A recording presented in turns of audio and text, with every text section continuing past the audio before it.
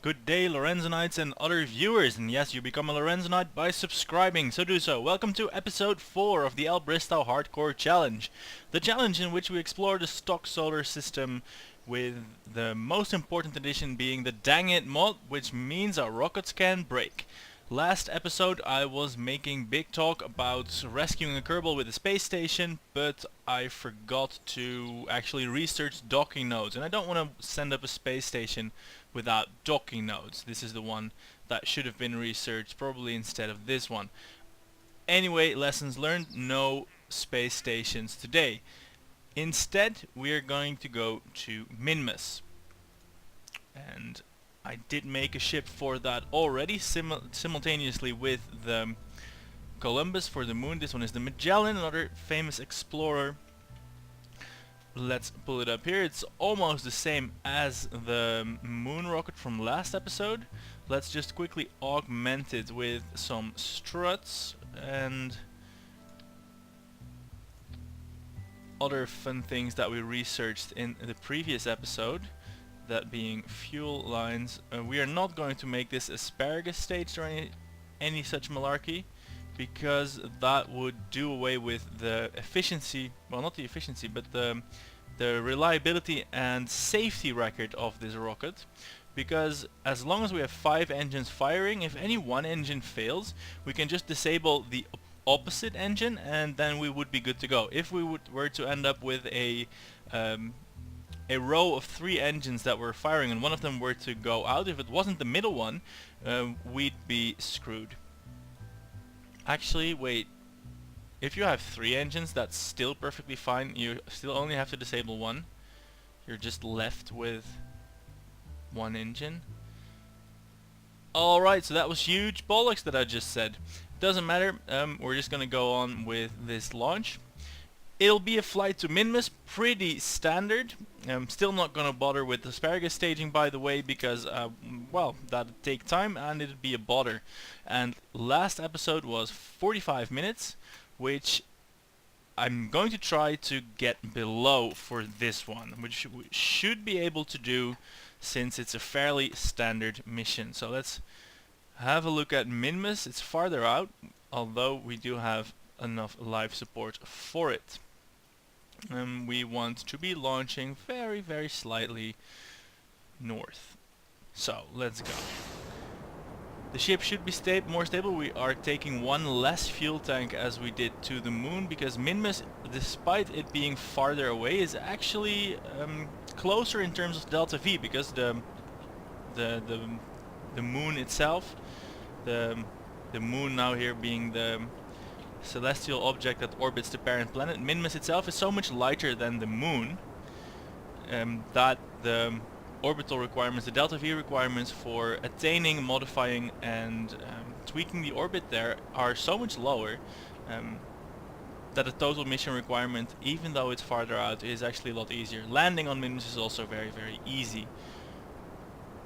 Now, if you're a veteran player or indeed viewer of my channel, this and the previous episode will have been fairly basic, maybe too basic for your likes, but I'm finding it quite refreshing to fly these relatively simple, mundane missions rather than big multi-part tech monstrosities that take forever to build, even longer to fly, and then also require lots of time to edit, because otherwise we'd end up with a feature film of 7 hours, and you know, that's not very watchable.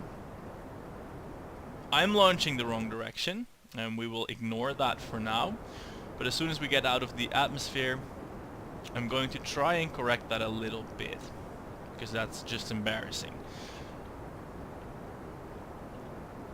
Anyway, what I was saying, the difficulty and complexity of the mission should pick up relatively quickly, because our next milestones will be economical space stations with interesting, oh, again the same staging problem that plagued the last version.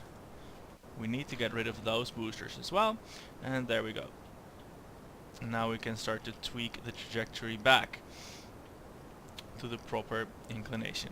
What I was going to say, the next mission should be more interesting, because we will be assembling a space station with a focus on reliability and life support, something we haven't done before, and we will be slowly starting to design a big interplanetary cruiser, again with room for error.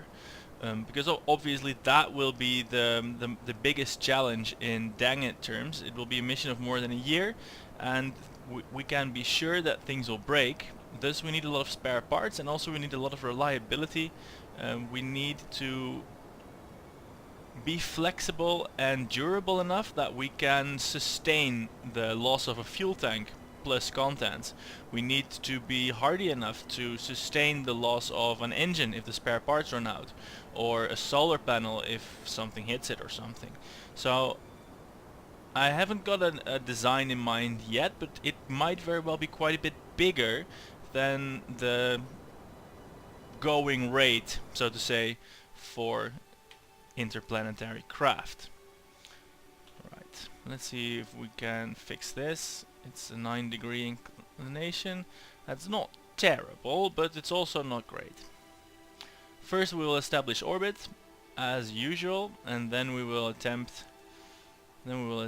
to just catch Minmus on the ascending node or something. Right. Ooh, 8 days. Actually, that might be cutting it close for a Minmus mission. So we are not going to be able to just push out our orbit all the way there and then ride it out to a meeting. We will have to correct the inclination. If it doesn't work out on an ascending node intercept, we will have to fix the inclination here in Kerbin orbit, obviously because of life support constraints. Now I could get some more EVA reports from Kerbin space here, but it's dark and I don't know what I'm going to get, and that would be infuriating, so I'm just not going to do that. Right, so finalizing the orbit here. The addition of those fuel lines have made this launch stage a lot more effective. I like it. It's a simple tweak, but those fuel lines that you don't get from the get-go in the tech tree, along with the struts, by the way, they made the ascent so much more stable. They really are the drivers of a rocket program, much more so than bigger engines and science equipment. Yes, so fuel lines and duct tape, that's where it's at. Every rocket scientist should memorize that, because I'm sure in the real world it works much the same.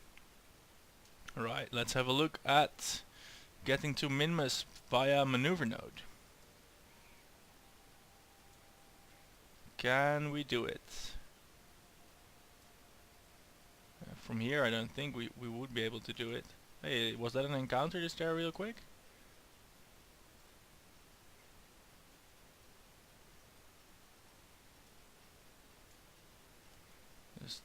Just going to... Nah, that will be... Look, that's getting out of bounds already. Well, not out of bounds, but it's in the wrong plane and you feel it. So, we're gonna go for a very expensive plane correction maneuver. Expensive because we will be doing it in low Earth orbit instead of at Minmus's altitude. But this will take the least amount of time, which is now certainly important, because we have life support considerations. All in all, it's still only 360 meters per second, which is something we should have in our, oh my god, I did something incredibly stupid, overshoot budget of Delta V.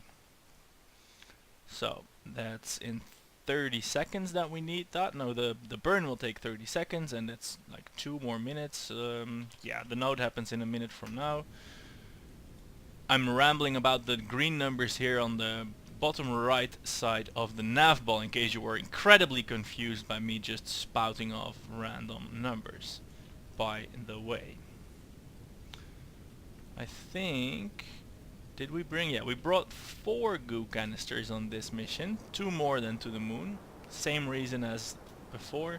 We have more payload capacity because we require less Delta V. That is, of course, if we stop mucking up these basic maneuvers. I also brought more batteries because I reasoned, and I'm not sure if this is accurate, but I reasoned Minmus is a much smaller body but so much further out. The orbits will be so slow, any eclipse that we might get will take a lot longer, so we need more batteries for the eventuality of some shady time. Right, so now our inclination is matched a lot better. We can tweak around these maneuvers. No, that's the wrong moon. That's not the moon I'm looking for. We could just visit the actual moon again and just tell the scientists that the rocks, yes, they are from there. We need to aim at that point, probably then.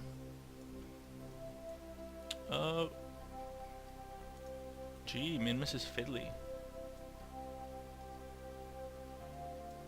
There we go. It would take a day. That's fine. And this burn will happen in 20 minutes, so that's almost a full orbit away. Let's try an EVA report. Oh darn it! It's Jebediah. As you can tell, in the last episode I talked about this. I forgot to edit the persistence file to not have Jebediah in it. Jebediah is actually dead, but the persistence file still has respawning Kerbals in it. In actuality, we only have Bill and Bob available, so this really is Bill. And right after the mission, we will have a big ceremony to fix the aliveness of Jebediah. Yes. And if this mission went wrong and he died on the mission, we will have a lottery to determine if it was Bill or Bob that should have been in his place, and we'll have a ceremony, a great festivity for them. Because fair play is what we're all about here. Right. Can we snatch a biome here? Let's try it. Because of course we are still in business, we still need science points. No, we already had those. We have 4 goo canisters, one for Minmus' surface, high and low Minmus. Do we have one of low curb in orbit yet? I would think so, yes. We can try high curb in orbit as well. Alright, for now, so time warping a few more minutes. And we can try an EVA report here. We're not going to break any speed records by doing this a lot, but we need the science. Because before going to Mars, Duna, I kind of want the nuclear engines, even though the stock solar system Duna is quite close, and it's very possible to get there on just chemical engines. The nuclear engines would keep the ship size manageable, and thus I would be able to use more parts, more weight, and more payload to ensure reliability and durability, which is the design consideration, and of course life support, which is a design consideration that I haven't really played with before, and I'm quite liking it. So finally our orbit insertion stage burns out, thank you fuel lines, and now we get our slimmed down transfer stage here. So let's time warp just a little smidgen so that these burns don't take forever. Even relative to the real solar system, which I play a lot in, these burns already are baby burns. They're not the multi-kilometer per second burns that you do with small nuclear engines that are hideously effective but very slow. So this is already very luxurious indeed. Alright, let's have a look at our encounter as it unfolds. We should be able to get rid of the maneuver node now. That probably was a lunar encounter. Well, what else would it be? An alien mothership or something. So let's gently throttle that up. And there we go. So now let's see how low we can get that. 1.765, 1.4. Well, it's going rather low actually. That's great news.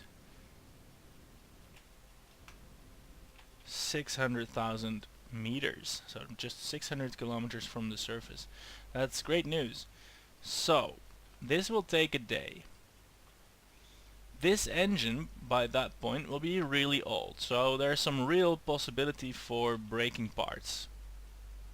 Oh, and we can of course grab our first sample of the mystery goo from space high over Kerbin. Keep the data there, yeah. And now it's Time Warp Festival. There we go. Going at a measly 1,000 times. Hello, Minmus. Oh, that already was 10,000. Great. Oh, oopsie. Did the wrong button and accelerated time warp instead of decelerated it. But everything turned out fine, and here we are in a close approach of Minmus. So let's get crew reports from space and EVA reports, also from space, obviously. EVA report, and now we're going to do the trick that we take the data and then store the experiments so that we can get multiple crew reports in there. And I suppose we can just test our engine. We don't need to go on EVA to see if it works or not. Are all our tanks still intact? The tanks have a great reliability record. And I think they color red, at least I read that in the forums. I've never had it happen to me. I think they color red when they supposedly break, but I am not sure about this. Where is Minmus? There it is. Right, so some time warping until that burn point, and then we can. I mean, I'm just reassuring you here. We're not going to do multiple bunny hops and getting all the biomes, getting all the science in the world. This means we might have to forego the goal of actually maxing out the science tech tree. Although I'm actually expecting the Duna and Ike mission to bring back a fairly decent amount of science, but still, we're not. I did it. I've done it, and I just hate it too much. Just the endless hopping, landing, getting more science. No.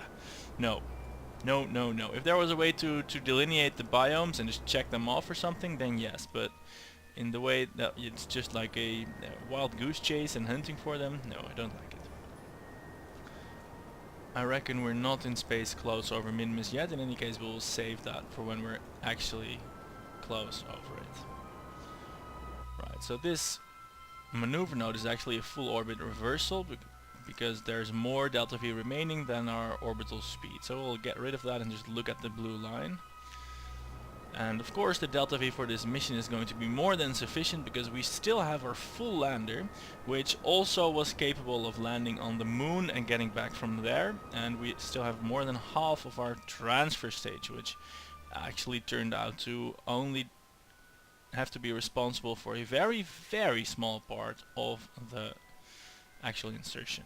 So yeah, hey, surprise there, I'm proficient at Minmus. Minmus is, I think, in all factors the easiest body to do a full mission to. I suppose Gilly, a moon of Eve, might be even easier to land on, but well, then that's a moon around a different planet, so that's obviously a lot more tricky to actually get to.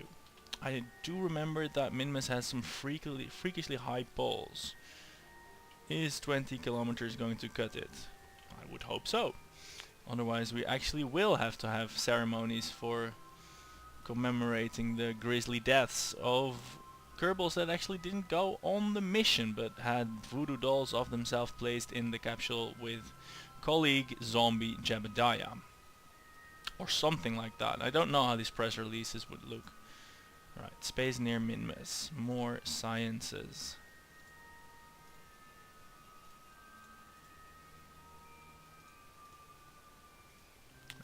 Go back inside, and time for more goo observations.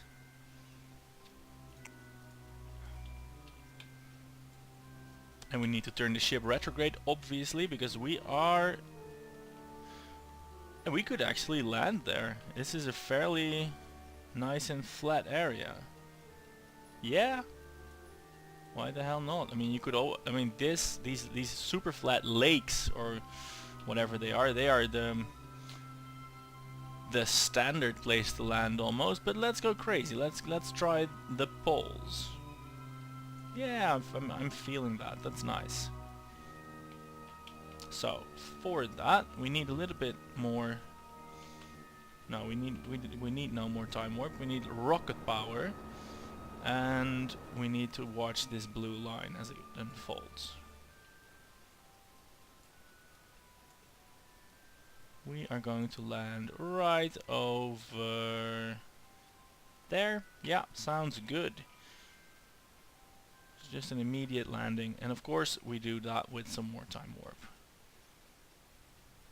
Oh. Right, I think that's our landing spot right there. That's coming up. Yeah. It seems to be so close. But the altimeter says we're 12 kilometers above the ground. But as I said, I remember that the ground here was freakishly high. So is our in-flight altimeter? It's still at least more than 3 kilometers. The one in the cockpit there, the radar altimeter, that actually displays altitude to the ground instead of the 0 point on this thing. But as you may have noticed, it doesn't read out from any higher than 3 kilometers. So it's fairly well, it's a landing altimeter. It's not to be used for orbit planning, obviously, which I was trying to use it for. But I'm liking I'm happy with the looks of this plane here. There's sunlight, that's nice. Where's that sun? There it is. So now we're coming down pretty much straight down. Let's actually look at that radar altimeter. 10 times time acceleration. We are going at, there we go. Now we're at 2 kilometers. Alright then. So the plateau is actually not freakishly high. It's just at something like 2 kilometers. Well, that means we're fairly close to it already. Then again, our rocket is really powerful here on Minmus. Well, it's equally as powerful as it is anywhere else in space. It's just that Minmus is not pulling on us very much. So unless we go to sleep for about an hour, we're not going to build up any significant vertical speed at all. So you can be very sloppy with landings here. So if you're a player that's new to the game and haven't really managed to get your feet wet or dry, as maybe that would happen in a vacuum, get your feet off the planet, haven't made landfall anywhere, maybe try Minmus, because it's absolutely the easiest place to land. And after having said that, it wouldn't be unlike me to now crash in a very, very stupid fashion. Because I want to maximize the use of this transfer stage, for instance. Because, you know, there's still almost a full tank of fuel, well, not quite in there. But we can't very well land on that exposed engine. That's something they did back in the days when we didn't have any landing legs. So let's just ditch that.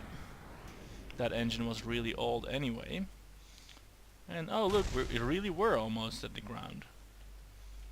That explosion, oh look, they're coming, the shrapnel is flying back up to kick us in the ass, but it's missing us. I'm sure this wasn't in the textbook landing manual, because that's dangerous, having exploding rocket parts fly beside you whilst landing. That's generally not a good idea. So there we are, landfall or minfall, Minmus victory at least. So let us get. Oh, did we not get a goo canister sample from flying at Minmus? Let's get one. In space near Minmus, keep that data, and now we can land again.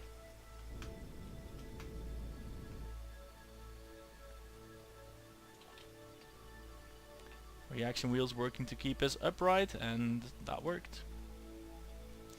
And from Minmus Lowlands, wonderful, 50 science points.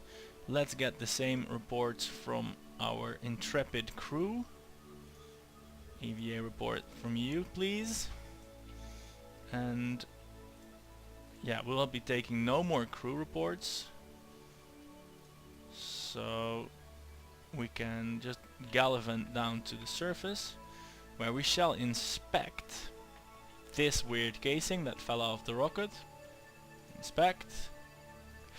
It's good as new. Well, somehow I doubt that. Look, he can walk like Superman. No, I want you to make a big jump. Come on, make a jump. I mean a big step. I mean a jump would be like this and would be actually huge. We're gonna use jetpacks to go back down again because otherwise it would take too long. And now we're gonna take our science. Take your surface sample. Boom, 150 science. That's nothing to scoff at. We can get the docking ports and get the space station operational like that. Yeah. EVA report. Boom. And of course, for the challenge, the flag, we shall name this Rosetta in recognition of the ESA's comet hunting thing that's now producing wonderful pictures of comet 67P Churyumov-Gerasimenko.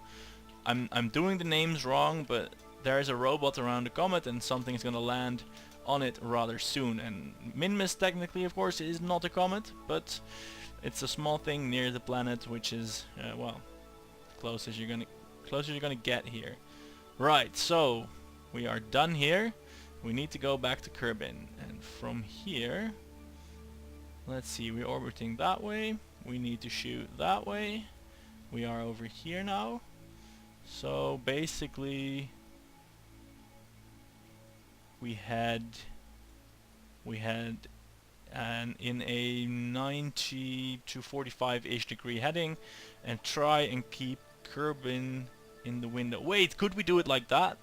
That would be awesome. Do we have a window? Can we fly and then try and get Kerbin in the window? Let's do that. Okay, lift off. We are now in the air, well above the surface. We are going to pitch over. Let's flip SAS on. Where is our window? Now we'll rotate it and we'll try and find Kerbin. Okay, that's not Kerbin. Now we're going to point down, like so, and then trying to find Kerbin in the window. Because if we have Kerbin in the window, then we're heading in the correct direction. Sort of. So let's try and find Kerbin in the window. Now we're looking. It should be here somewhere. Now we have to alter our direction. Let's cut the engine while we do this.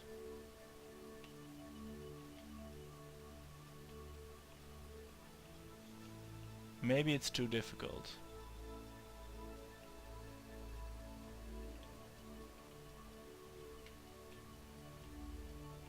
Yeah, it's too difficult. Navigating by eye is crazy. But even without finding Kerbin in the window, we did do it. This is a nice escape vector. Sort of. Right. Because where is Kerbin? Am I just talking complete nonsense? Let's see. Let's point the ship along its vector at least. We're heading this way. This is approximately right. And Kerbin is over there. We should be able to catch it in the window. The window is just too small. Space is too big. I still think we should be able to see Kerbin in the window.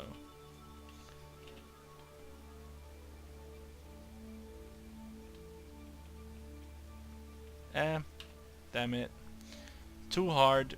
Right, more rocket thrust. Actually, do we need more? No, this is wrong. Oops. Let's try a maneuver node, because we want to get into a trajectory that will put us on a nice aero braking move past Kerbin from here, so that if everything breaks on the way back, which should take another day or so, then we don't actually need it. Right, this will do it. 60-ish. So yeah, that was a nice idea to pilot on astronaut's instinct and a small window in the command pod if you've seen the movie Apollo 13, wait, if you've not seen the movie Apollo 13, go see that right now. But yeah, and there they navigated on the window for a while, and that was awesome, and I couldn't do it because I'm not a crack astronaut. Nothing to it. Oh, I wish I was an astronaut, but as some guy at a bar once said, Lawrence mate, you're never gonna be a spaceman. So I try to emulate it, but yeah. No, not far enough. Not far enough along the path of human progress, or just not, I don't know, fit enough, or special, or magic enough. Oh well, not gonna be a spaceman. Oh, I wanted to be an astronaut so bad when I was a little boy. But yeah, what you gonna do?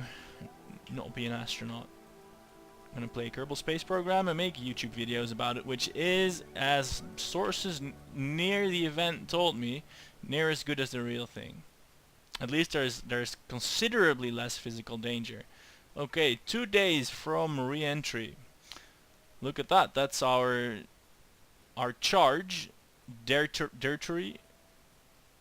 I can't see that. Dirtray Kerman. We have to rescue him. He'll be fine for a while longer, though. I don't think the life support thing counts for stranded Kerbals from the game. At least he has a killer suit. But with the science from this, we're gonna build a nice space station that we can then save him with. Yeah, sounds like a plan, I think.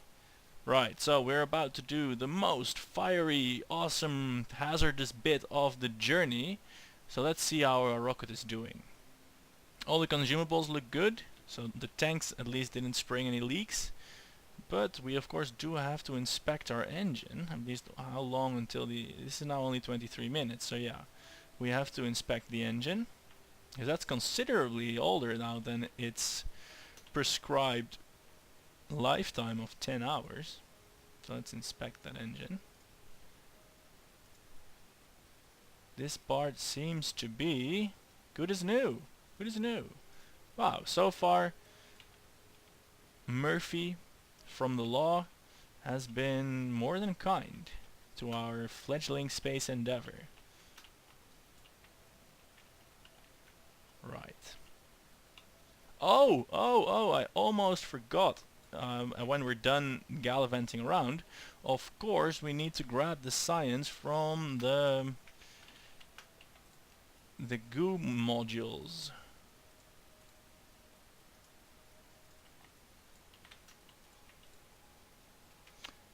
I'm not sure, maybe it's in the game already, I didn't check, but I think a nice addition for the DangIt part, DangIt mod would be a part like, I don't know, a master control board that would just give you a readout of all your parts and their status, so you don't have to go on EVA and check them individually. Like somewhere halfway through the tech tree, I think that would be nice. And I don't know how to mod parts and stuff like that myself, but I am learning how to code, so I might be able to make that myself someday, somehow. Not today though, not this day. Experiments cannot be stored. Well, dump the experiments because you're gonna have to go on board anyway. There's no choice in the matter. Alright, let's time warp forwards until we hit the atmospheric interface. We will be having a sunlit landing for a change. Oh my god, can you believe it? That has to be the first time. You try and get a unique perspective from EVA for just a little bit more science. EVA report? No, grassland, seen that already. Boring.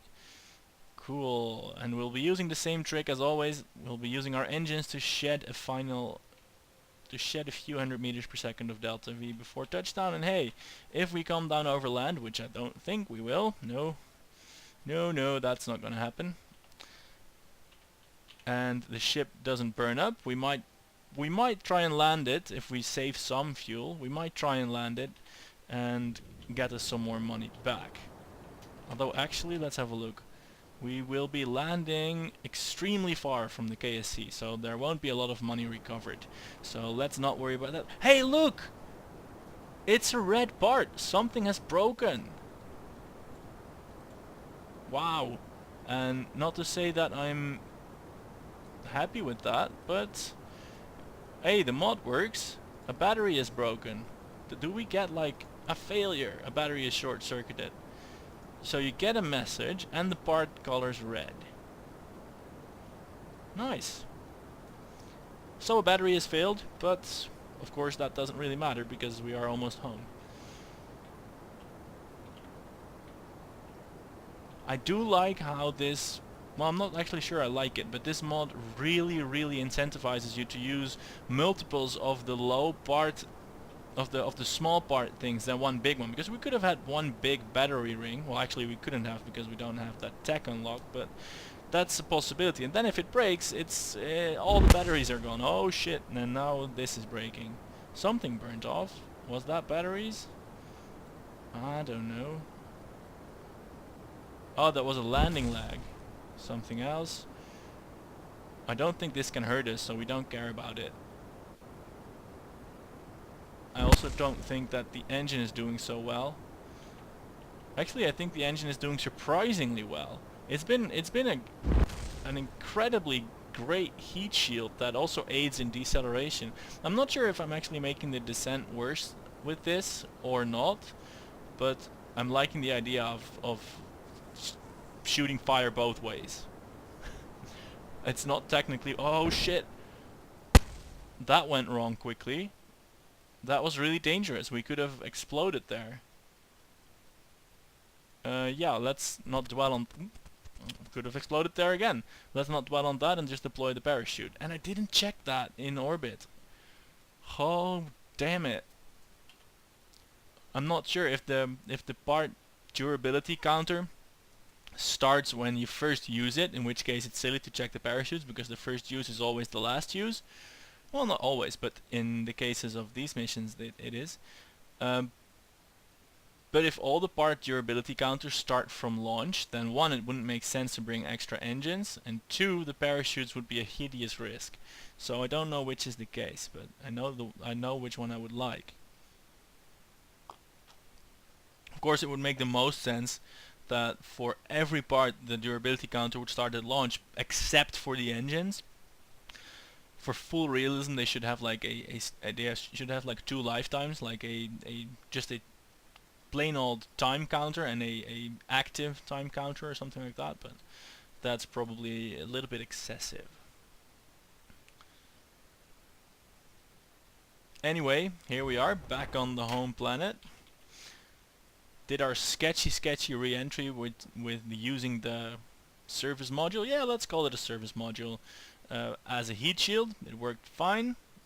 Saves us from having to use the actual heat shield. Means we can take it back to the store and claim a refund, which we will do now.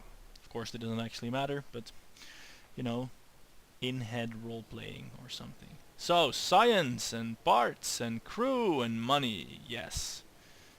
Oh, the wealth. We have $500,000 for getting getting science data from space around Kerbin, exploring Minmus, more exploring Minmus. Wonderful. So, science.